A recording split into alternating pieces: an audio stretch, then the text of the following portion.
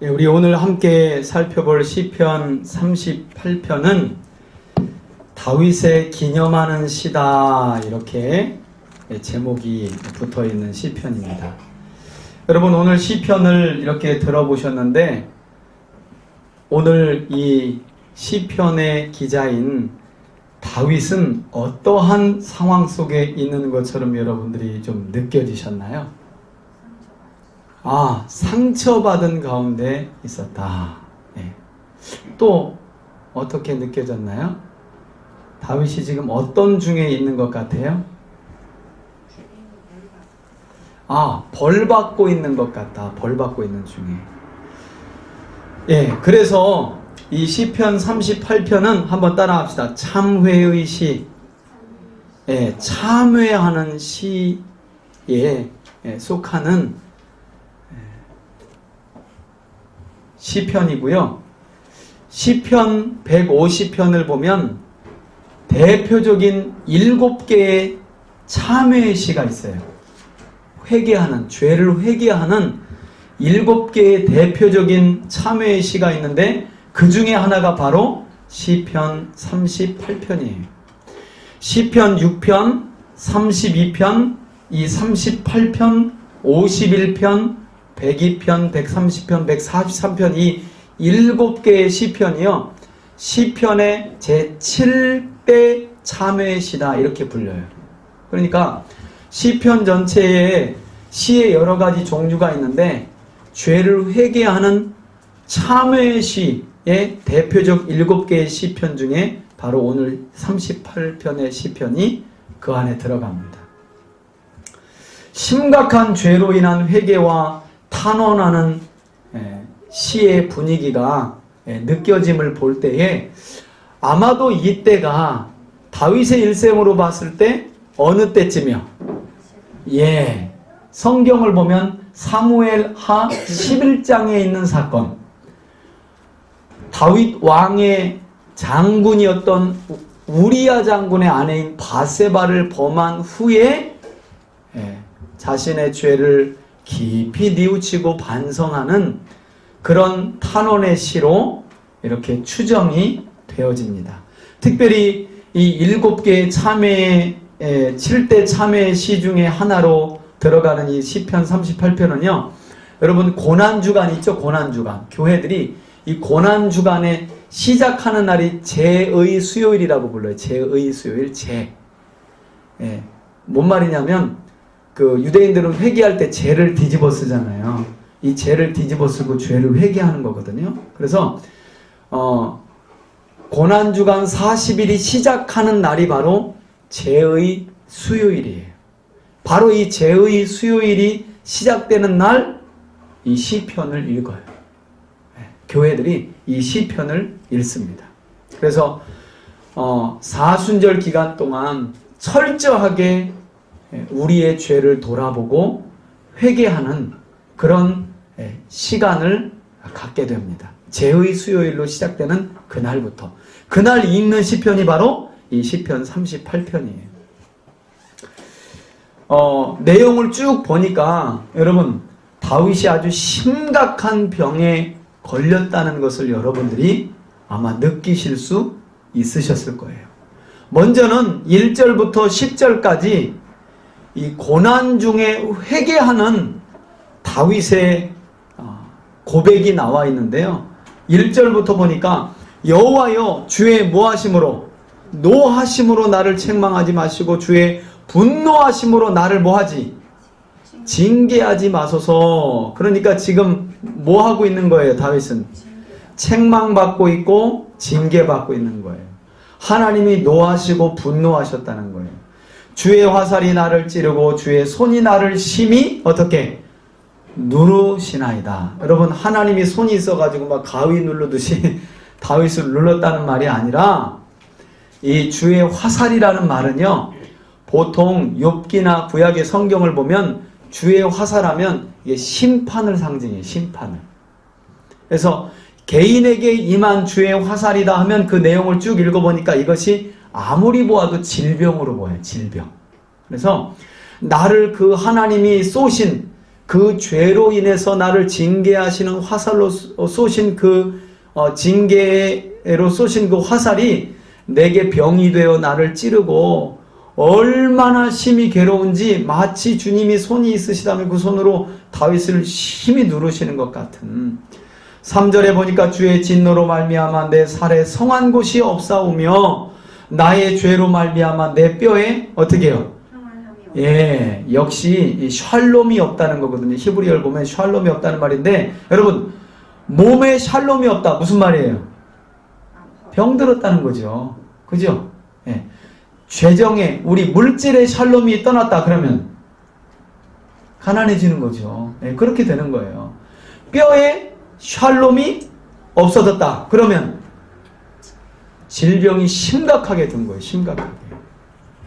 그래서 그런데 그걸 다윗이 알고 있어요. 나의 뭐로 말미암아? 죄로 말미암아. 죄로 말미암아. 그러니까 지금 다윗은요 철저하게 자신의 죄 때문에 하나님이 노하셨고 분노하셨고 자신을 향하여 심판의 화살, 이 병을 하나님이 주셨다는 걸 인식하고 있어요.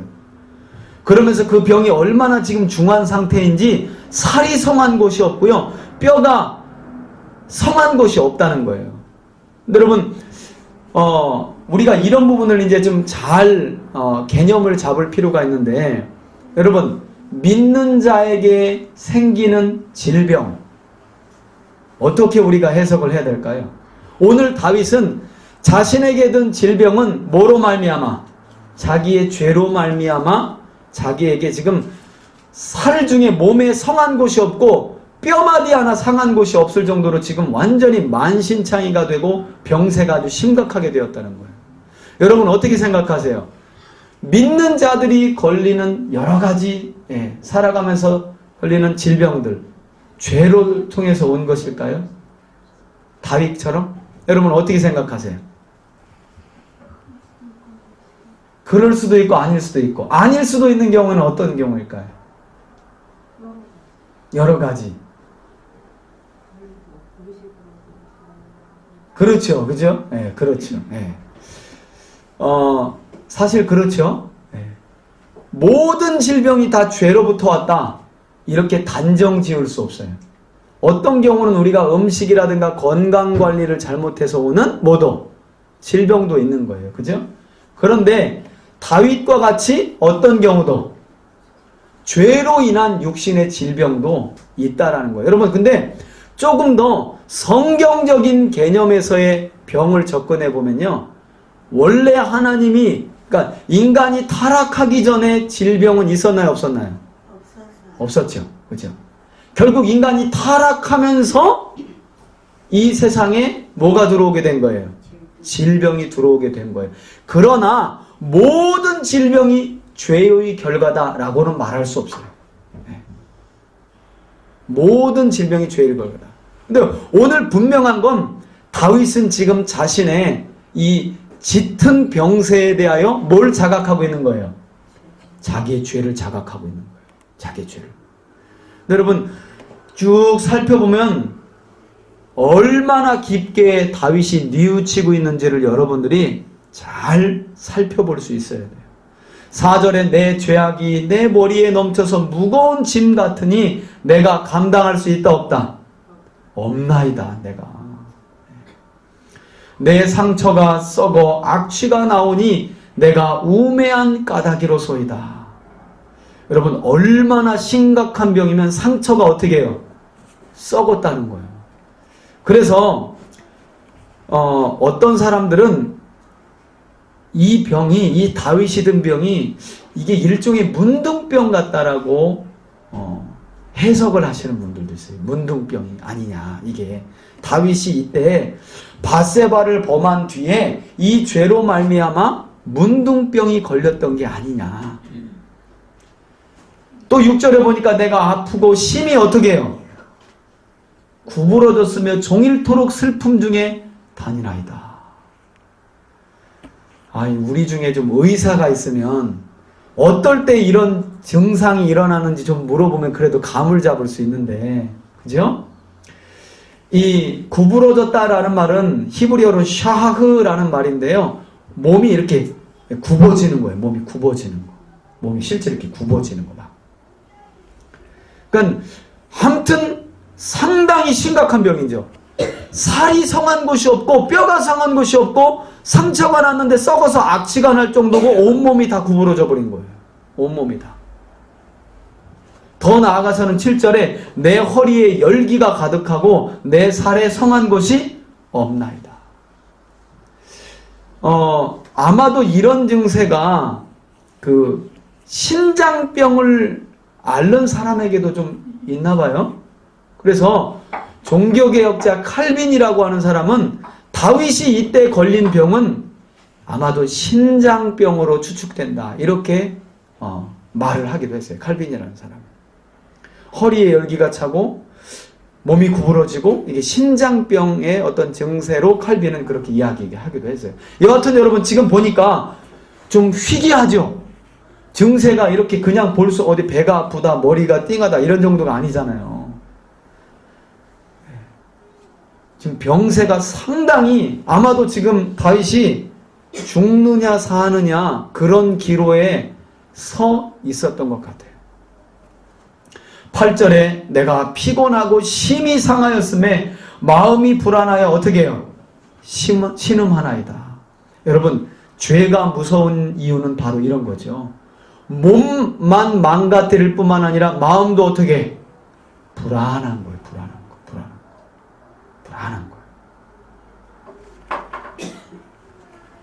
하나님에 대한 왜곡이 일어나기 시작하죠. 죄가 우리 안에 들어오면 하나님은 무서운 분, 분노의 하나님, 나를 심히 짓누르시는 하나님, 진노의 하나님. 그게 바로 죄가 우리 안에 들어와 하나님과의 관계를 어그러뜨리는 그런 결과로 나타나는 거예요. 여러분, 죄가 무서운 건요, 반드시 죄는요, 우리는 죄하면 영적인 상태만 이야기하잖아요. 근데 여러분, 보통 이 죄가요, 우리 마음을 무너뜨리기 시작하고 마음의 병이 들면 반드시 여러분 어떤 병이 올까요? 몸의 병이요 따라오는 거예요. 따라와요. 어떤 것이든 따라옵니다. 그래서 죄가 이만큼 무서운 거예요. 무서운 거예요. 9절에 주여 나의 모든 소원이 주 앞에 있사오며 나의 탄식이 주 앞에 감추이지 아니하나이다 하면서 얼마나 몸과 마음으로 망가지고 불안하고 두렵고 죽음 직전에 놓였는지 하나님만이 나의 소망입니다 라고 다윗이 고백해요. 그리고 10절에 보니까 내 심장이 뛰고 내가 힘이 하나도 없이 빠지고 내 눈이 빛도 나를 떠났나이다. 내 눈의 빛도. 이 말은요, 볼 수 없을 정도로 쇠약해졌다는 거예요. 앞을 볼 수 없을 정도로.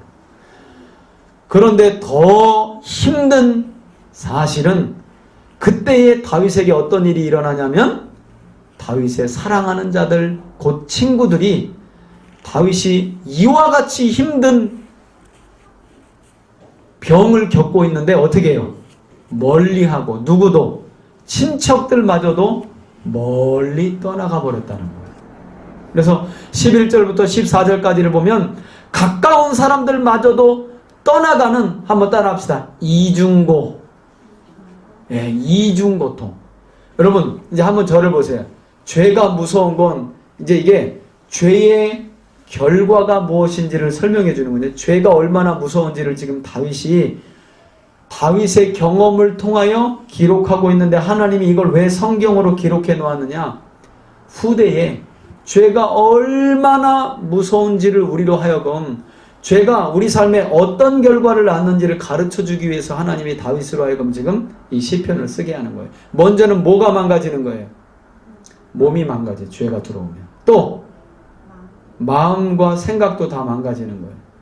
또 평안이 떠나고, 또 그렇죠, 사람 관계가 깨져요. 사람 관계가. 그러니까 여러분, 죄는요, 건강에서 샬롬을 빼앗고, 마음의 샬롬을 빼앗고, 사람과의 샬롬을 빼앗고, 내 인생의 모든 샬롬을 빼앗아가는 게 바로 죄예요. 죄.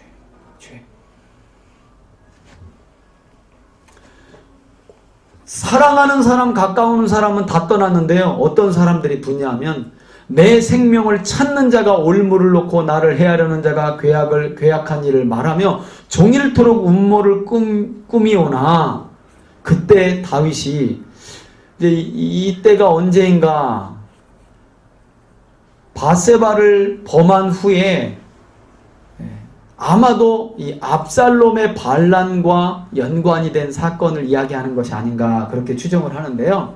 13절에 보니까 그때 다윗이 어떻게 행동을 하냐면, 나는 못 듣는 자 같이 듣지 아니하고 말 못하는 자 같이 입을 열지 아니하오니 나는 듣지 못하는 자 같아서 내 입에는 반박할 말이 없나이다. 여호와여, 내가 주를 바라싸우니 내 주 하나님이 내게 응답하시리이다. 여러분, 이때 몸이 죄로 인하여 먼저는 죄를 자각한 거예요.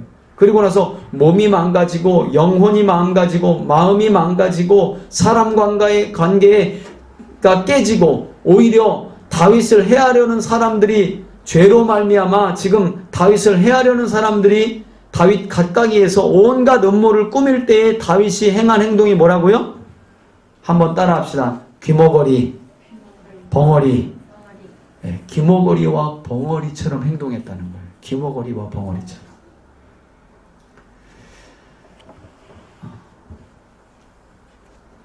여러분, 미국의 16대 대통령인가요? 가장 존경받는 대통령이 링컨이잖아요. 링컨. 아브라함 링컨. 이 링컨이요, 대통령직을 수행할 때 얼마나 많은 사람들이 여러분 링컨을 반대했는지 아세요? 네, 링컨을 오직하면 남북전쟁이 일어났겠어요. 링컨이 대통령일 때 노예 해방운동을 벌이려고 했는데 이 지배계층이 안 된다, 그럼 누가 일할 거냐 하면서 반대를 하게 된 거잖아요. 그때 임기 말년에 어떤 사람이 링컨에게 그렇게 말했다는 거예요. 수많은 사람들이 당신을 대적했는데 어떻게 당신은 이렇게 건재할 수가 있냐. 그때 링컨이 그런 말을 했대요. 나는 나를 반대하는 사람들의 말에 일일이 맞서지 않았다. 만일 내가 나를 반대하는 사람들에 대하여 일일이 말하고 맞섰다면 나는 아마 벌써 가루가 되었을 것이다. 이 말을 했다는 거예요. 네.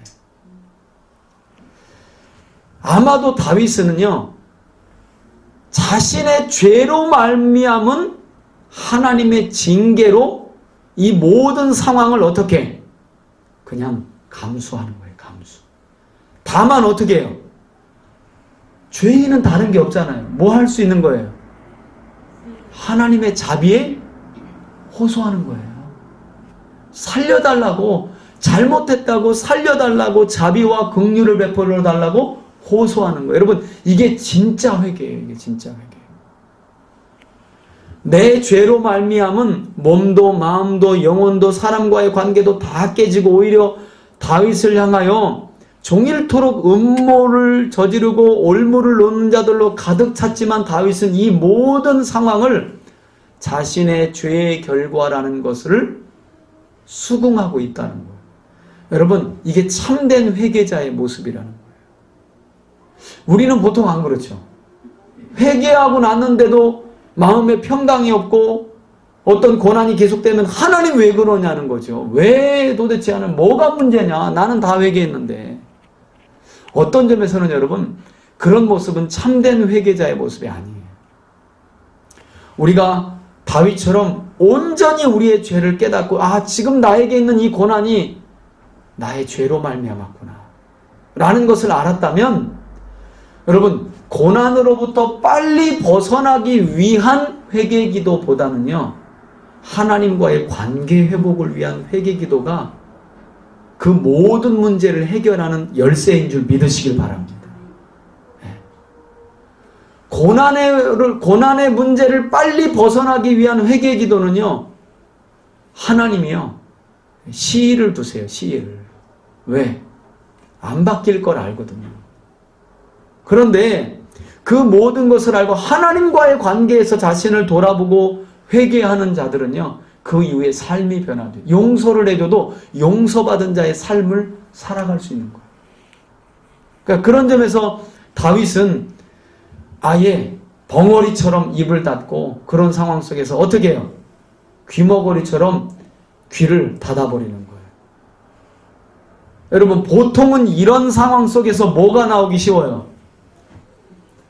그렇죠. 원망과 불평이 나오기 쉬워요. 여러분, 사람들은요, 이 죄의 본성을 가졌기 때문에 악질 중에 악질이에요. 사실은 우리가 천사같이 다 앉아있지만 하나님이 죄로 인해 고난을 줄 때에도요, 누가 옆에서 쑤시잖아요. 처음엔 그래요. 하나님, 이 고난 나 죄 때문에 그래, 너무 하나님 잘못했어요 막 하다가도 이게 시일이 조금 지나는데 갑자기 자꾸 옆에서 누가 이렇게 옆구리를 슬슬 찔러대면요, 그냥 거기다가 하나님께로 받은 모든 그것과 더불어서 지금 내 안에 참아왔던 걸 어디다가 거기다 다 쏟아붓는 거예요. 다 쏟아붓는 거예요. 그러면 하나님이 어떻게 해? 다시 처음부터. 그러니까 아예 다윗은 어떻게 해? 입을 닫아버리고 귀를 막아버린 거예요. 뭐 하려고? 여러분, 그 내용이 39편에 또 나와요. 아예 뭐 하려고? 불평 안 하고 원망 안 하고 원수들을 향하여 대적하는 말로 말미암아 지금 하나님이 주시는 이 고난에 대하여 불평 원망하지 않으려고 다윗은 어떻게 해요? 입 닫고 귀 막아 버렸다는 거예요.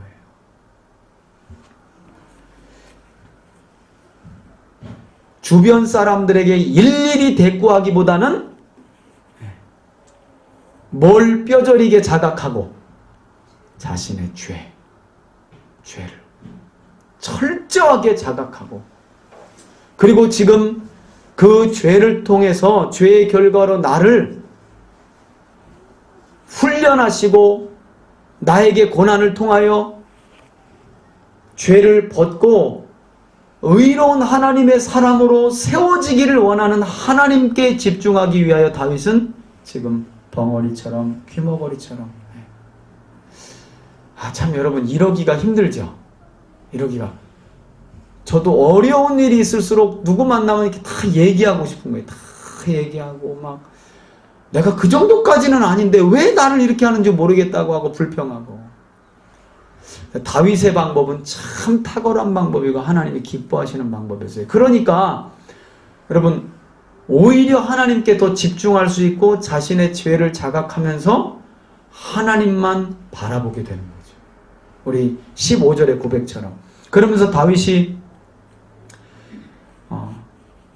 뭐라고 그래요? 두렵건대 그들이 나 때문에 기뻐하며 내가 실족할 때에 나를 향하여 스스로 교만할까 하였나이다. 내가 넘어지게 되었고 나의 근심이 항상 내 앞에 있사오니 드디어 하나님 앞에 이제 진실되이 고백하죠. 내 죄악을 아뢰고 누구에게? 하나님께. 내 죄를 어떻게 해요? 저의 죄 때문에 괴로워하고 있습니다. 여러분, 우리의 회개와 다윗의 회개의 다른 점은요, 우리가 뭐 때문에 괴로워해요? 죄보다는요, 죄의 결과 때문에 괴로워하는 경우가 많아요. 여러분, 이거 되게 중요합니다. 보통 우리는 뭐 때문에 눈물을 흘리고 슬퍼하고 괴로워하냐면 죄의 결과로 온 질병이라든지 사람과의 끊어진 관계라든지 물질의 어려움이라든지 어떤 환경적인 어려움 때문에 슬퍼하지 그 죄 때문에 괴로워하고 슬퍼하지 않는다는 거예요. 그러니 어떻게 해요? 환경이 회복되면 금방 다시 그 죄를 찾는 거예요. 아시겠어요? 그런데 여러분, 다윗은 뭐 때문에? 지금 자기가 아픈 것 때문에 괴로워하는 거예요?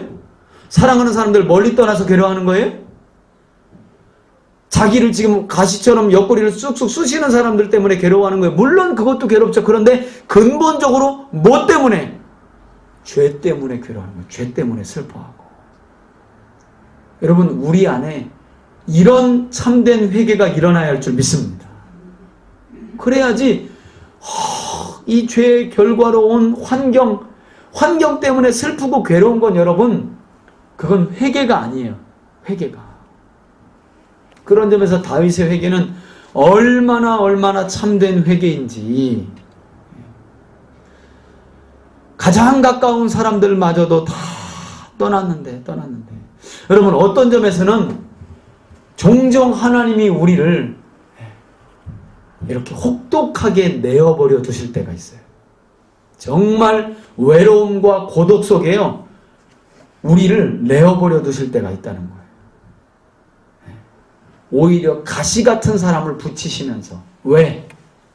철저하게 죄의 이 죄로 인한 고통의 처절함을 깨달으라고. 그래야 우리의 삶이 한 걸음 더 진보할 수 있는 거죠. 한 걸음 더. 그러면서 19절에 뭐라고 그래요? 내 원수가 활발하며 강하고 부당하게 나를 미워하는 자가 많으며 또 악으로 선을 대신하는 자들이. 다윗은 늘 악도 선으로 갚는데 다윗의 선은 늘 사람들이 악으로 갚아요. 더욱이 다윗이 선을 따른 것 때문에 나를 어떻게 사람들이 악으로 대적한다는 거예요. 여러분, 나중에 신약에 보면 베드로가 이런 말을 하죠. 그리스도인들은 선한 일을 하고 욕먹기로 작정된 자라는 거예요.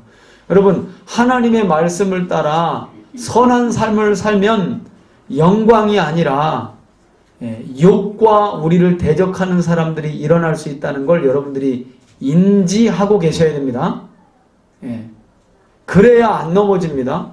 교회에서도 여러분들이 이런저런 직분을 감당하고 헌신하고 할 때 뒤에서 어떤 말들이 지만 잘났나? 왜 이렇게 나서? 여러분, 이런 말에 어떤 마음이 드나요? 그런 말 들으면 헌신하고 싶은 마음이 싹 가셔버리죠. 그죠? 그리고 그때부터 본질을 놓치는 거잖아요. 사단이 원수가 아니라 그 사람이 원수가 되는 거죠. 그죠? 그리고 그런 말 저런 말 듣기 싫으니까 그냥 안 해버리고 마는 거예요. 안 해버리고.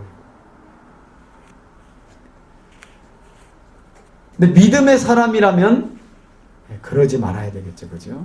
끝까지 하나님께 순수한 마음을 드릴 줄 알아야 돼. 드릴 줄. 그러니까 보통 경우에는 안 하다 하면 처음에 그런 얘기를 들어요.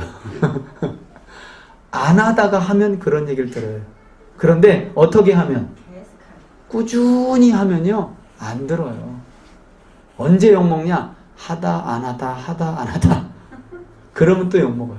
근데 꾸준히 하면요. 사람들이 금방 알아봐요. 금방 알아봐요.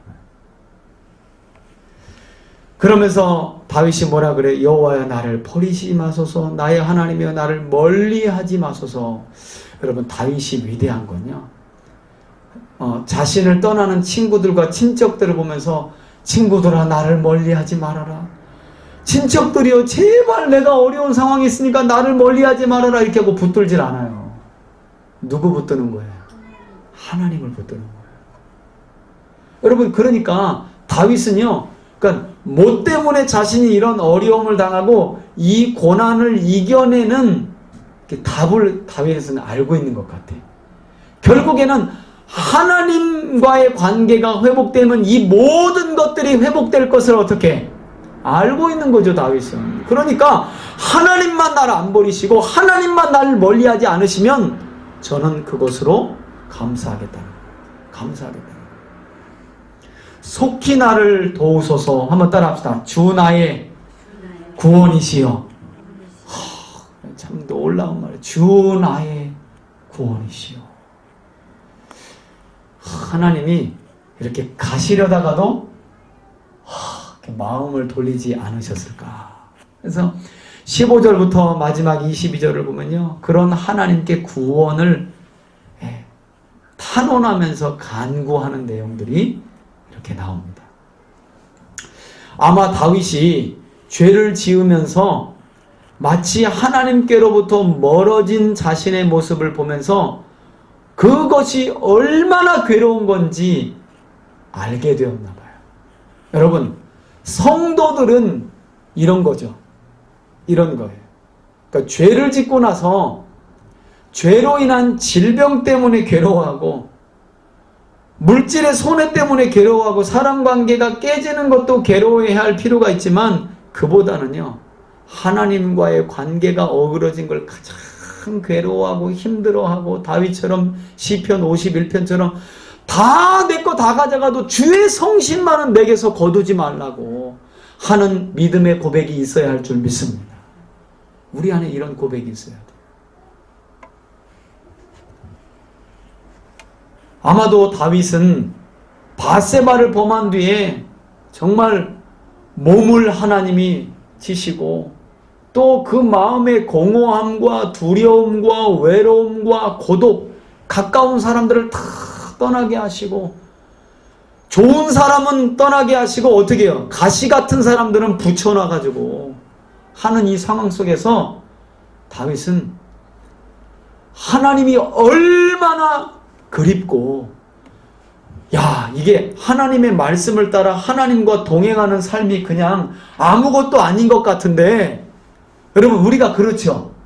우리의 일상을 보내면서 그냥 어떤 뭔가 기적이나 어떤 이런 일이 안 일어나면 하나님이 우리와 함께 하시나 때로는 우리가 이런 의심도 하잖아요. 그런데 언제 그냥 무난하고 평탄한 하루하루의 삶을 언제 감사하게 돼요? 몸이 아플 때, 그죠? 마음이 괴로울 때, 사랑하는 사람이 떠날 때, 아, 일상 중에 그냥 평안한 것 자체가 하나님이 우리와 함께 하심으로 그냥 아무 일도 일어나지 않고 평안한 자체가 이게 엄청난 복이구나. 이걸 언제? 그때 알게 되는 거예요. 그때. 그러니까 여러분 오늘의 하루의 삶도 뭔가 스펙타클하고 막 기적이 일어나지 않아도 하나님이 여러분과 함께 하심으로 그냥 마음에 평안함이 있으므로 감사할 수 있기를 주의 이름으로 축원합니다. 그러면 되는 거예요. 그러면서 이제 시편 39편이 이어지는데요. 여두둔의 형식으로 부르는 노래다. 이 여두둔이라는 사람은 다윗의 악사 중에 한 명이거든요. 악사, 아삽 뭐 이런 사람들 중에 이 악사 중에 한 사람인데 이 39편의 시편 역시 다윗의 인생 말년에 자신의 과오를 뉘우치면서 노래한 시가 됩니다. 일종의 회고의 시예요. 회고의 시. 회고하는 거. 지난 날을. 특별히 뭐에 대해서? 자신의 죄에 대해서 회고하면서. 저는 이 시편 39편을 이렇게 한번 제목을 지어봤어요.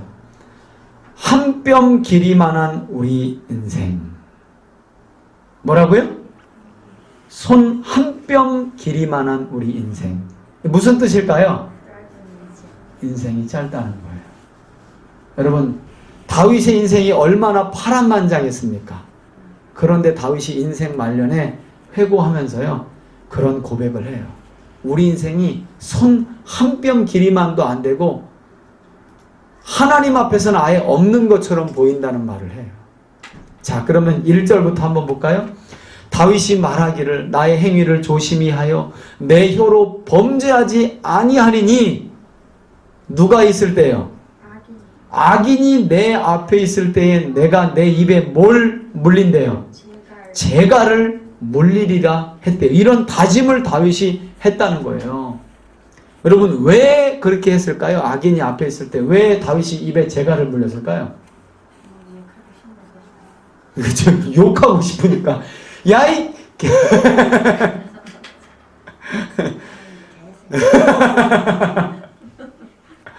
그런 욕을 하고 싶으니까 어떻게? 입을 다물고. 또 하나는 그런 악인이 하는 일마다 잘 되면 결국 누구 원망하게 돼요? 우리가? 그렇죠. 하나님 원망하게 되죠. 그러니까 입에 재갈을 물렸다는 거예요. 또 그런 악인들을 향하여 말로 대적할까 봐 자기 입에 재갈을 물렸다는 거예요. 재갈을. 2절에 내가 잠잠하여 침묵하고 말하지 않고 잠잠하여 심지어는요 아예 선한 말도 하지 않았다는 거예요. 그냥 원망 불평뿐만 아니라 아예 입을 싹 다물었대요. 여러분 아까 다윗이 하나님이 주시는 그 고난 중에 13절 14절에 그런 말 하죠. 입이 있지만 말하지 않고 귀가 있지만 내가 듣지 않았다는 말 하죠. 똑같은 말이 나오잖아요. 그죠?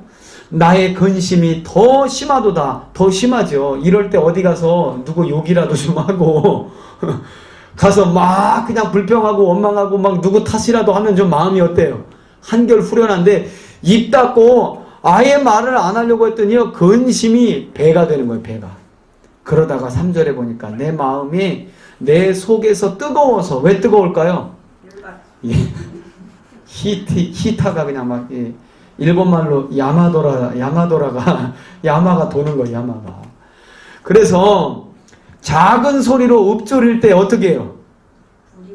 예, 이런 거죠. 큰 소리는 안다고 자기만 듣게 이러면서 다니는 거예요. 그런데 그게 막 그렇게 할수록 하면 할수록 어떻게 해요? 속에서 더 막 불이 붙는 거예요. 차라리 시원하게 야이 뭐 하고 막 이랬으면 나을 텐데 그냥 조그맣게 막 크게 할 수는 없고 막 그냥 이러면서 다니는데 더 불이 붙는 거예요. 그래서 어쩔 수 없이 참다 못해 나의 혀로 말하기를 이런 말을 했다는 거예요.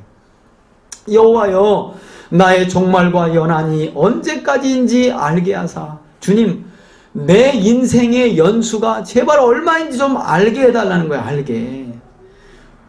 그러면서 내가 나의 연약함을 알게 하소서. 주께서 내 인생의 나를 한 뼘 길이만큼 되게 하심에 나의 일생이 주 앞에는 마치 뭐래요?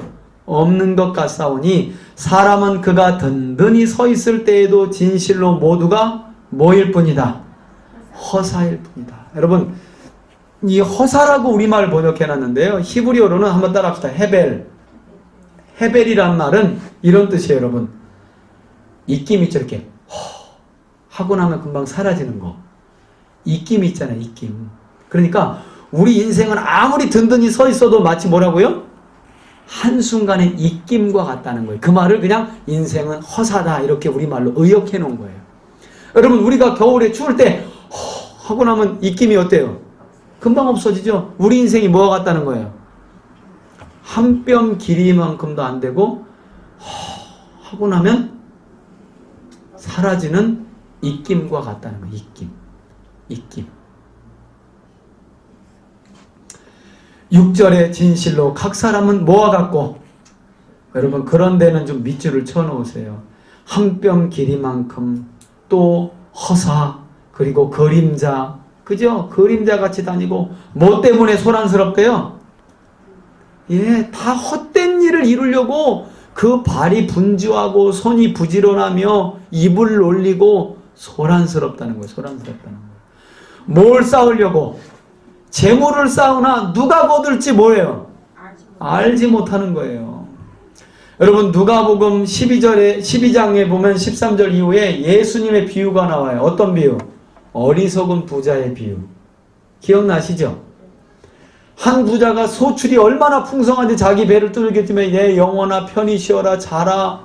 이와 같이 많은 재산이 있는데 하면서 내가 곡식 창고를 다 부서뜨리고 다시 큰 창고를 지을까?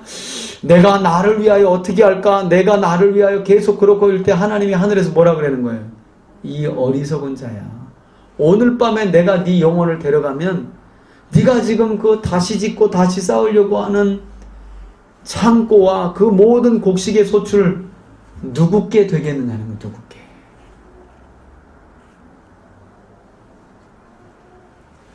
그런데 마치 우리 인생들이요 그 어리석은 부자와 똑같은 삶을 살고 있다는 거예요. 재물을 쌓으려고 하는데 사실은 누가 거둘지도 알지 못하는 거예요. 헛된 일로 소란스럽고요. 인생이 그림자와 같은데 인생은 나그네라는 말도 있잖아요. 그죠? 주여 이제 내가 무엇을 바라리요? 다윗이요. 나의 소망은 누구에게 있다? 주께 있나이다. 네. 여러분 죽겠다가 아닙니다. 주께 있답니다. 그죠? 죽겠다가 아니라 주께 있습니다. 그러면 하나님이 소망이 되어주시는 거예요. 나를 모든 죄에서 건지시며 우매한 자에게서 욕을 당하지 아니하게 하옵소서. 뭔가 다윗이 지금 지난 날을 회고하긴 회고하는데 자신의 지은 죄를 뉘우치며 회고하는 것 같아요. 내가 잠잠하고 입을 열지 아니함은 주께서 이를 행하신 까닭이니이다. 그러니까 여러분 신약에도 이런 말씀이 있죠. 잘못하고 매 맞는데 입 다물고 있는 건 그건 상 받을 게 없다는 거예요. 그죠? 잘못했는데 맞을 때 입 다무는 건 신약은 오히려 그렇게 말해요. 상 받을 일이 없다는 거예요. 그런데 애매한 일로 고난을 당할 때에 그때마저도 입을 닮으면 하나님이 신원해 주시고 복을 주시고 은혜를 주시고 회복을 주시겠다는 거예요. 그런데 구약에서 보니까 뭐 진리를 위하여 일하다가 애매한 그런 건 아니, 그렇기도 하지만 그게 아니라 어떨 때라도 죄 짓고 매 맞을 때라도 제발 좀 어떻게 입 다물고 귀 닫고 있으라는 거예요. 입 다물고 귀 닫고 있으라는 거예요. 그게 진짜 내 죄로 말미암은 줄 깨달았다면 제발 입 닫고 귀 다물고 귀 막고 있으라는 거예요. 누구에게 대해서? 사람들에게 대해서. 그런데 반대로 하나님께 대해서는 그러지 말아야 되겠죠. 그죠? 귀를 열고 하나님이 지금 나를 어떻게 훈련하고 계시고 나를 어떻게 다루시고 계시는지 집중해야죠. 집중. 다윗처럼. 주의 징벌을 나에게서 옮기소서. 주의 손이 치심으로 내가 어떻게 쇠망하였나이다. 그러니까 여러분, 다윗은 하나님을 믿는 사람 안 믿는 사람? 믿는 사람. 그죠? 그러니까 믿는 자들도 죄를 지으면 뭐가 있다? 징벌이 있다는 거 여러분 꼭 기억하셔야 돼요. 주께서 죄악을 책망하사 사람을 징계하실 때에 그 영화를 좀먹음같이 소멸하게 하시니 참으로 인생이란 다시 한번 말하죠. 모두 뭐래요? 헛될 뿐이다. 솔로몬이 이 아버지의 시편을 보고 헛되며 이랬는지, 그죠? 이 말 역시 헛될 뿐이라는 말 역시 히브리어로 아까 말씀드린 대로 헤벨.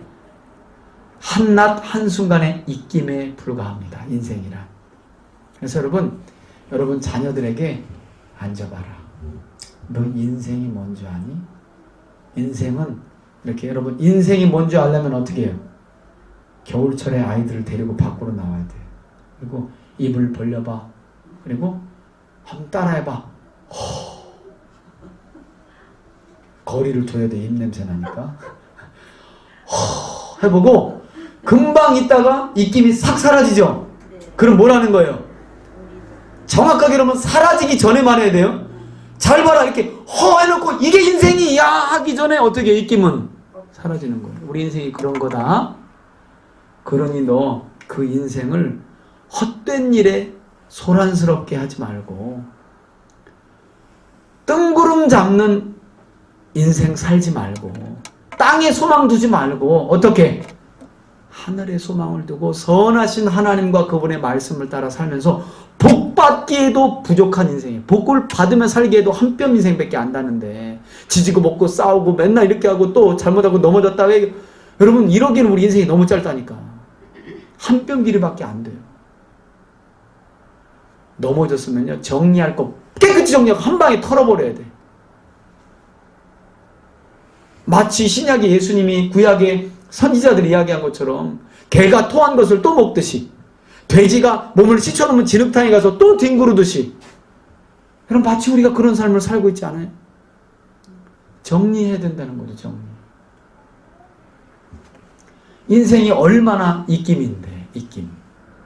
그 설교 제목 이 시편은요 인생은 입김입니다. 설교 제목 멋있지요? 네. 이 시편 39편의 설교 제목은요 인생이란 입김입니다. 한순간의 입김입니다. 이렇게 지을 수 있는 거예요. 12절에 여호와여 나의 기도를 들으시면 나의 부르짖음에 귀를 기울이소서. 내가 눈물을 흘릴 때 잠잠하지 마옵소서. 나는 주와 함께 있는 뭐라고요? 이제 비로소요 인생 말년에 다윗도 이거 아는 거예요. 여러분 이걸 아주 하나님을 만나고 나서 인생은 나그네다. 언제 떠날지 모른다. 하나님이 떠나라면 떠나야 된다. 이 나그네 인생을 멋지게 살아간 사람이 구약의 누구예요? 아브라함이에요. 아브라함. 그래서 믿음의 조상 아브라함은요 늘 본향을 그리면서요 나그네처럼 살아갔다는 거예요. 그러니까 내가 가진 거에 집착하지 않고 손님만 지나가고 나그네만 지나가면 어떻게 해요? 자기 집으로 불러서 송아지 때려잡아가지고 그 야들야들한 새끼 송아지 살을 스테이크를 대접을 하고 그러니까 여러분들도 좀 그렇게 해보셔요. 여러분 오늘 당장 우리가 하나님의 오늘 밤에 부르심을 받으면 오늘 열심히 이마트 가고 홈플러스 가서 장 본 거 있죠? 그게 누구께 되겠느냐. 그러니까 자꾸 냉장고에 싸놓고 버리지 말고 지나가는 나그네 어떻게 해요? 대접해요. 사랑하는 성도들 자꾸 불러서 먹이고, 할렐루야! 먹이고, 없는 집은 있는 집 가서 털어먹고, 왜? 그게 복이니까.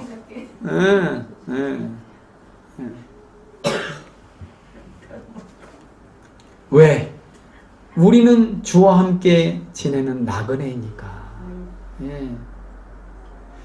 나의 모든 조상들처럼 떠도나이다. 다윗의 인생 말에는 이걸 아는 거야. 결국 인생은 나그네 길인데 내가 왜 이렇게 살면서 쓸데없이 죄에 집착했지? 내가 왜 그런 것들로 인생을 허비했지? 원수들이 막 악인들이 잘 되는 것 때문에 때로는 불평도 하고 막 하나님은 뭐 하시는 거야? 막 이런 것 때문에 쓸데없이 짜증내고 화냈지? 인생이 한 편밖에 안 되는데 왜 저 사람은 저렇게 행동해? 왜 저 사람은 저렇게 말해? 왜 이런 데 쓸데없이 신경 쓰면서 내 인생을 낭비했지? 그림자 같은데. 여러분, 오늘 이 다윗이 인생 말년에 지은 이 39편이 여러분들 깨달아질 수 있기를 주의 이름으로 축원합니다. 여러분, 한번 이제 저를 보세요. 우리 인생은요, 왜 이렇게 악에는 잘 될까? 예수 안 믿는 사람들 이렇게 잘 되지? 이런 쓸데없는 생각을 하기에 우리 인생은 너무 짧아요. 그런 것에 대해서 원망하고 불평하고 시기하기에 그것조차도 우리 인생은 짧다는 거예요. 아깝다는 거예요. 또 하나, 우리가 지은 죄를 또 짓고 회개하고 지은 죄를 또 짓고 회개하기에 우리 인생이 그렇게 길지가 않아요. 길지가 않아요. 언제나 우리 마음에는 그런 여유가 있잖아요. 때가 되면 그렇게 정리하리라. 이게 누가 주는 음성? 사실은 지가 하는 음성인데 사탄이 얼마나 억울할까. 생각은 지가 다 하고 뭐만 하면 다 내 탓이라고. 그죠? 마지막 뭐라고 그래요? 그러면서 주는 나를 용서하사 내가 떠나 없어지기 전에 나의 뭘 회복시켜 달라고요? 건강을. 이제 우리말에 이게 원문의 의역인데요. 나를 용서해. 그러니까 이 내용을 보니까 죄로 말미암아 지금 다윗이 뭔가 좀 몸이 약해 있다 이렇게 의역을 하니까, 이렇게 생각을 하니까 13절을 히브리어 원문을 이렇게 번역을 해놓은 건데, 어떤 본문을 보면 또 이렇게 또 번역을 해요. 주는 나를 바라보사 내가 죽어 없어지기 전에 다시 한번 미소를 지을 수 있게 하옵소서. 하나님을 바라보면서 한번 이렇게 미소를 한번 지을 수 있도록 하나님 허락해달라고. 이 기도를 다윗이 하는 거예요. 그래서 인생 말년에 다윗이 한 뼘도 안 되고 그림자와 같고 한낱 입김에 불과한 인생을 돌아보면서 아무것도 아니구나. 다 헛된 건데 참, 내가 왜 그런 죄를 지으며 살았을까. 이렇게 회개하는 이 다윗의 이 회고의 시를 여러분들 잘 마음에 두시고, 우리 인생 말년에 이런 회고의 시를 노래하지 않으려면, 아니 여러분 다윗이 이미 노래했는데 여러분 또 노래하고 싶어요 이렇게? 여러분 하나님이 왜 이런 회고의 시를, 이런 참회의 시를 왜 기록해 놓았겠어요? 그렇죠. 이런 일은 다윗으로 족하다는 거예요. 제발 너희들은 그렇게 하지 말라는 거예요.